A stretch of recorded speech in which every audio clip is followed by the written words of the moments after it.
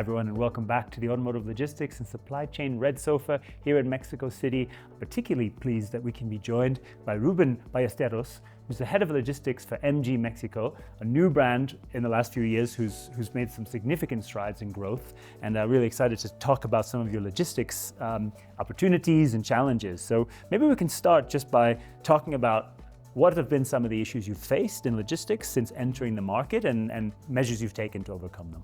Well, first of all, thank you for the invitation. And one of the first steps that we have made in MG Mexico in the last 4 years is we implemented the supply chain in order to adapt ourselves for all the necessities in the Mexican market.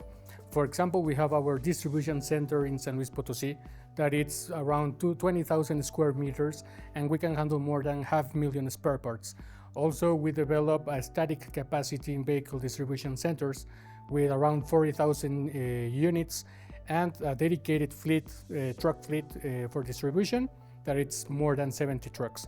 But we don't only stay in that part. We have also our shipping line that help us for all the units from China to Mexico in order to have our dedicated like shuttles to arrive into the Mexican ports. So it's a quite interesting strategy. If we look at the more traditional models, this is much more insourced, we can say. You've taken the own VDCs, own trucking fleet, and of course you're working with the group shipping lines as SAIC. What have you learned in that insourcing process in terms of Mexico taking direct control? What is the advantages it has brought of you, and what are the lessons that it's taught you in entering the market here? Well, we have a lot of good things that we already learned in this part. For example, the flexibility to make decisions more faster.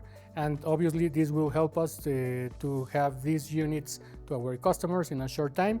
And obviously this was like the result for the MG Mexico to be the first Chinese company in Mexico with more than 100,000 customers. So clearly it's a strategy that is paying off. It is actually helping you to gain market share. What we've seen, of course, in Mexico more broadly, a rise in vehicle imports and domestic production. So we've definitely seen it impact the vehicle logistics network. What have the impacts been for you? Has the insourcing helped that? Have you had to adapt further to adapt to other logistics capacity issues, for example? Well, starting this type of project, we already stabilized part of the operation. Right now, for example, we can handle the spaces for us. We can avoid some bottlenecks inside the ports. So this is like the result of all these projects made at the beginning of MG. Yeah, absolutely. And just to clarify as well as your own logistics, are you also working in wider partnership with other logistics service providers as well? Yes, of course. Yes, thanks for them, because without of them, we cannot make things possible. For example, the rail is one of the important parts for us in one of the ports that we use, that it's Mazatlán, in order to make just a big shuttle of vehicles to different parts of the VDCs that we have, so we can bring those units more faster. And that was actually the question I wanted to ask in terms of the transport modes that you're using. So clearly you are using rail, as you mentioned, out of Mazatlán. Are you looking at rail for other locations and other routes in Mexico? Well, we have different points. There are basically 5 VDCs around the country. So yes, the rail we use to, for example, to the northwest, to the center of the country, and also to the south of the country. But also we have different type of trucks. So they allow us to make different type of loadings of the units and enter to cities that maybe have a little bit more of restrictions according to the transit part. So you have, for example, smaller trucks that maybe you're using in urban centers for making deliveries as well. Absolutely. Where, if you look across the vehicle logistics network, are there places that you think need further investment to help you grow further, whether in the logistics provider base, for example? I think yes, we have maybe in the infrastructure.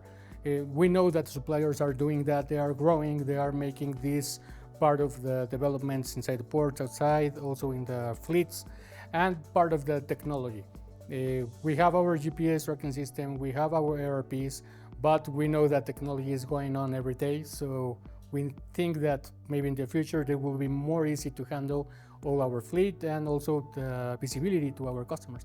Absolutely. So as you mentioned, you're already using GPS in the trucks and also in the vehicles as well, or basically in the trucks. Yes. This is again another clear advantage of kind of controlling more of your network there for sure. Yes.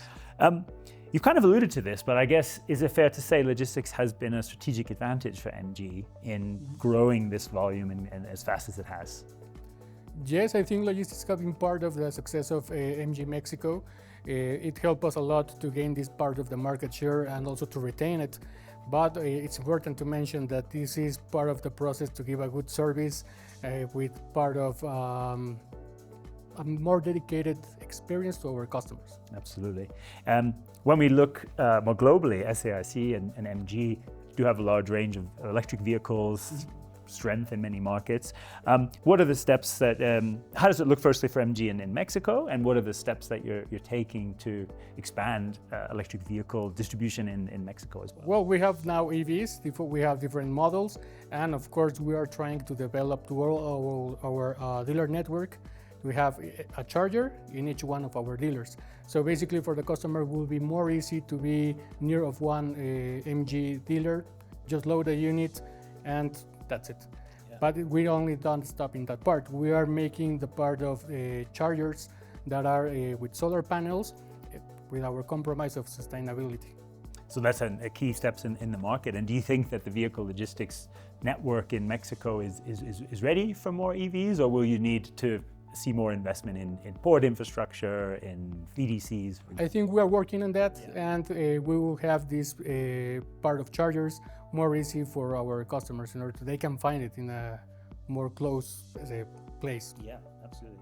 So finally, Rubén, I'd like to just get a sense of your vision for the future of MG as you look beyond 2025.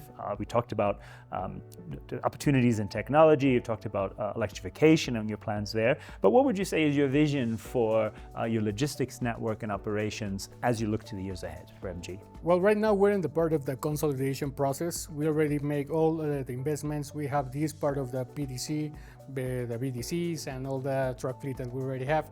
So for the future, we will try to focus more in the details of how to make better, for example, our fleet in order to give a better service to our customers and more visibility to our dealer network. Well, fantastic. Well, we're really pleased that we can share some of these insights of this very interesting logistics strategy compared to others here in Mexico. We look forward to keeping along with the journey with you. And thanks so much for joining us here in the Red Sofa. Thank you very much. Muchas gracias. Muchas gracias.